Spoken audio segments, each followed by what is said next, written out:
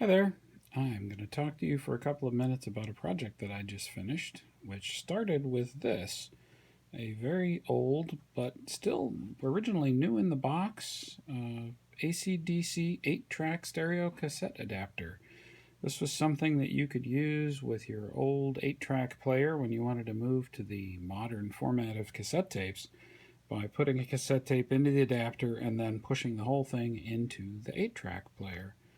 It even came with the original owner's manual, none of which is particularly useful to me because I don't have an 8-track player. I wanted to use it for something else.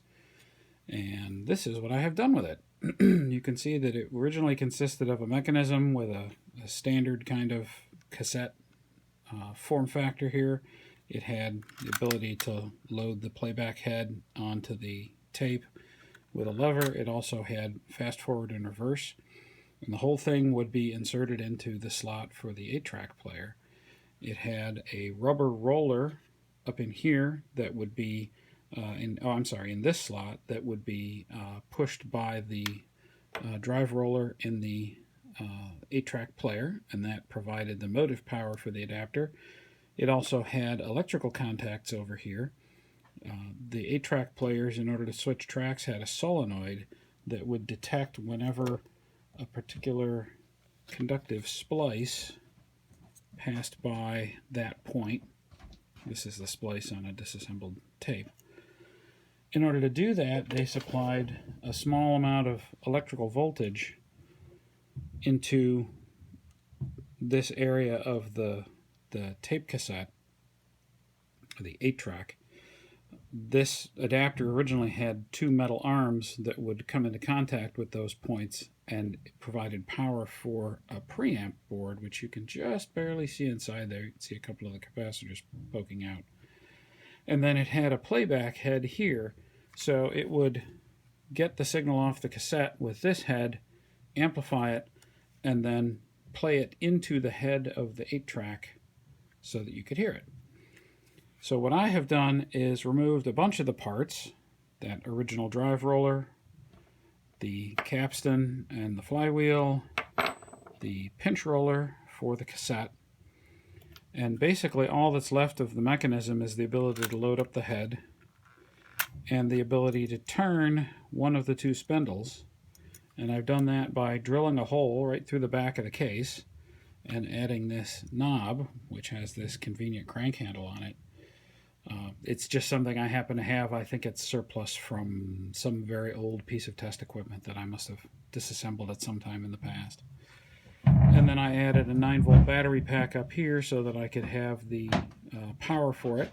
One of the nice things, the AC/DC, means that it would have worked with either a home 8-track that provided AC power for the solenoid or a car that provided DC, so it has a full wave rectifier in there. And that means that I can feed it whatever voltage I want within the specs for the preamp chip, which according to the data sheet, it's an outdated chip, but there's still data sheets for it. It would run on anything from 7 to 18 volts, so 9 volts is plenty. And the way it works is we find ourselves a cassette here. This one has some band organ music on it. It's a little bit tight going in, there we go. And we can load up the heads, and then we can attach it to a little baby amplifier that I have here and turn on power for the preamp. And now we can turn the handle to crank the tape forward.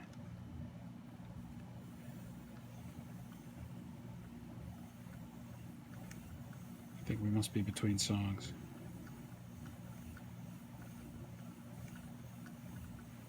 Oh, let's try the other side.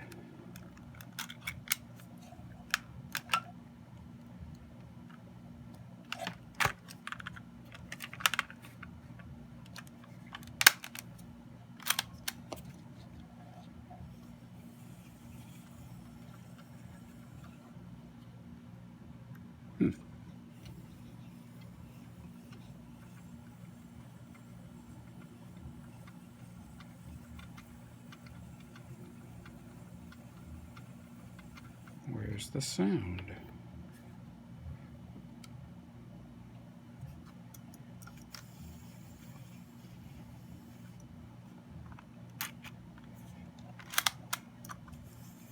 Oh dear, I hope I haven't broken it.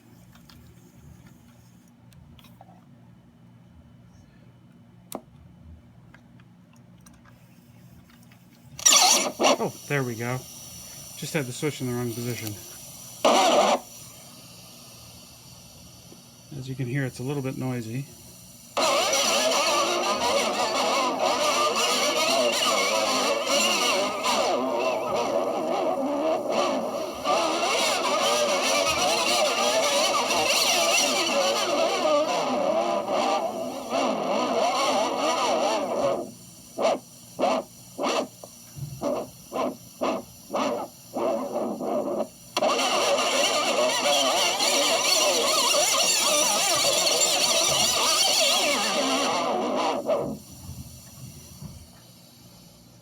Unfortunately, I was not able to get this to work with both the forward and reverse spindles.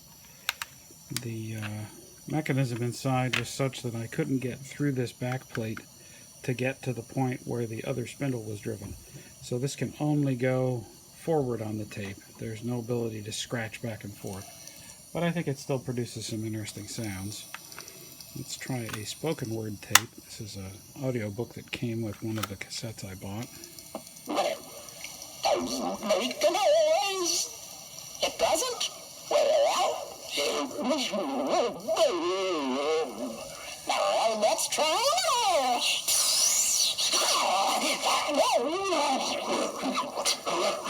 Let's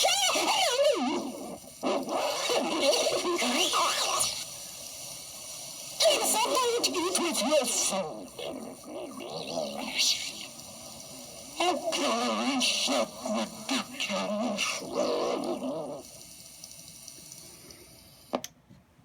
So, that's the project.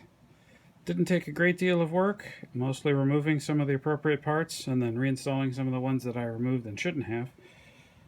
Figuring out how the mechanism was going to work, how to attach the jack and the power into the little preamp board, and then buttoning it all up. I used some very strong double stick tape to attach the knob, and same thing to attach the battery pack, and actually the same thing to attach the jack inside here.